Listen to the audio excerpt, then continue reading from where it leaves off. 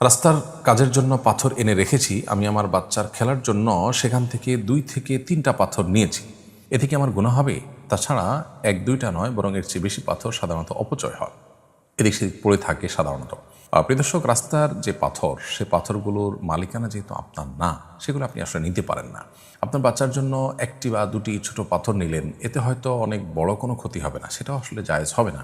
কারণ ইমানদার তার কাছে অন্যের সম্পদ, সেটা সুই পরিমাণও যদি হয়, সেটাও তিনি আসলে কোনোভাবে গ্রহণ করতে পারেন না বা কোনোভাবে সেটি দখল করতে পারেন না, নিতে পারেন না। রাস্তার সম্পদ রাস্তার, আপনার বাচ্চার খেলার জন্য আপনি এটা আনা জায়েজ হবে না। যদিও সেটা পরিমাণে অনেক অল্প হয়, পরিমাণে অল্প হওয়ার কারণে গুনাহ অল্প হবে, কিন্তু মনে রাখবেন গুনাহটা কিন্তু ছোট গুনাহ নয়, বড় গুনাহ, বিধায় এটা করা উচিত হবে না।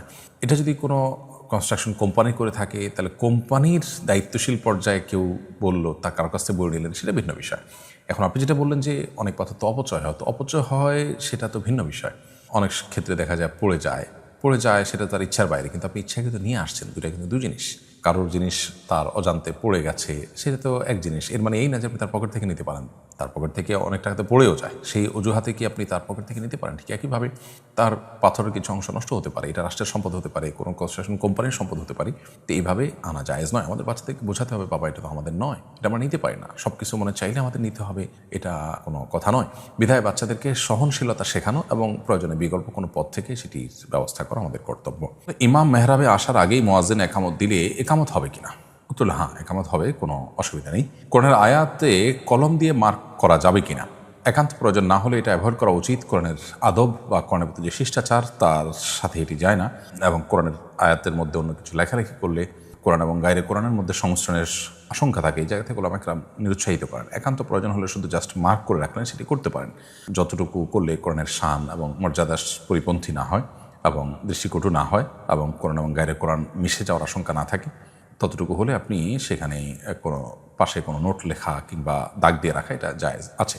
ভার্সিটিতে নারী শিক্ষার্থীরা গায়রে মাহরাম পুরুষের সামনে প্রেজেন্টেশন দিতে পারবে কিনা? পর্দা রক্ষা করা সবার জন্য কর্তব্য। পর্দা রক্ষা করে যদি দেওয়ার কোনো পদ্ধতি থাকে, এটা জায়েজ হবে, কিন্তু মূলত সহশিক্ষার পরিবর্তে শরিয়া আমাদেরকে মেয়েদের জন্য, মেয়েদের মতো ক্যাম্পাস, তাদের মতো টিচার এবং পুরো অ্যারেঞ্জমেন্ট রেখে তাদের জন্য শিক্ষার ব্যবস্থার কথা মূলত ইসলাম বলে।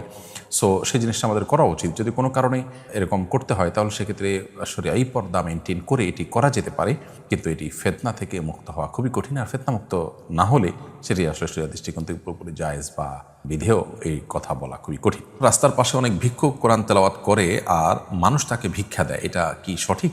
উত্তর হলো যে কোরআন কারীমের তেলাওয়াত ইবাদত, আর ইবাদত আল্লাহর সন্তুষ্টির উদ্দেশ্যেই করতে হবে। আপনি কোরআন কারীমের তেলাওয়াত করছেন যেন মানুষ আপনাকে টাকা দেয়, এটা অবশ্যই গর্হিত কাজ এবং অনুচিত কাজ। বিধায় কোরআন কারীমের তেলাওয়াত করে ভিক্ষা করার চাইতে আপনি অন্য কোনো কাজ করুন এবং তার বিনিময়ে মানুষের কাছে সহযোগিতা চান। পশ্চিমা পৃথিবীতে মানুষ গান করে, নাচে, এর বিনিময়ে মানুষের কাছে ভিক্ষা চায়, মানে কিছু একটা করলাম, তার বিনিময়ে আপনি আমাকে দেন। তো এটা জাগতিক অন্য বিষয়ের সাথে তুলনা করা যাবে না, অর্থাৎ কোরআন কারীমের তেলাওয়াতটাকে। কারণ কারীমের তেলাওয়াত তো ইবাদত, এটা করে তিনি আসলে কারো কাছ থেকে বিনিময় প্রত্যাশা করবেন না। অতএব তিনি যদি তেলাওয়াত করে তার বিনিময় আশা করেন এবং ভিক্ষা নেন, তো সেটা অনুচিত কাজ। বরং অন্য কোনো কাজ করে তিনি মানুষের কাছ থেকে মানুষকে বিনোদন দিলেন শরিয়ার সীমানার মধ্যে থেকে, তার বিনিময়ে তিনি গ্রহণ করলেন, সেটা জায়েজ হতে পারে। কোরআন কারীমের তেলাওয়াত এমনিতে তিনি অবসর আছেন, তেলাওয়াত করছেন, সেটা ভিন্ন কথা। আমার খালু ব্যবসা করার জন্য মানুষের কাছে অনেক ঋণ নিয়েছে, সেগুলোর চাপে তিনি এখন মানসিক ট্রমার মধ্যে আছেন। এক্ষেত্রে আমার খালা তার জাকাতের টাকাটা ঋণ পরিশোধের জন্য খালুকে দিতে পারবে কি না? উত্তর হলো যে স্বামী তার স্ত্রীকে জাকাত দিতে পারবে না। কারণ হলো স্ত্রীর ভরণ পোষণ দেওয়া স্বামীর উপর অবশ্য কর্তব্য।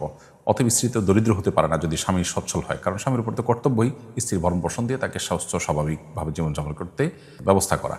অতএব তিনি জাকাত কোন হিসাবে দিতে পারেন? জাকাত দিতে পারবেন দুস্থকে, অসহায়কে, যে চলতে পারে না। স্ত্রীর তো স্বামী সচ্ছল হওয়ার কারণে সে অপশন নাই, এই জন্য কখনোই স্বামী তার স্ত্রীকে জাকাত দিতে পারবে না।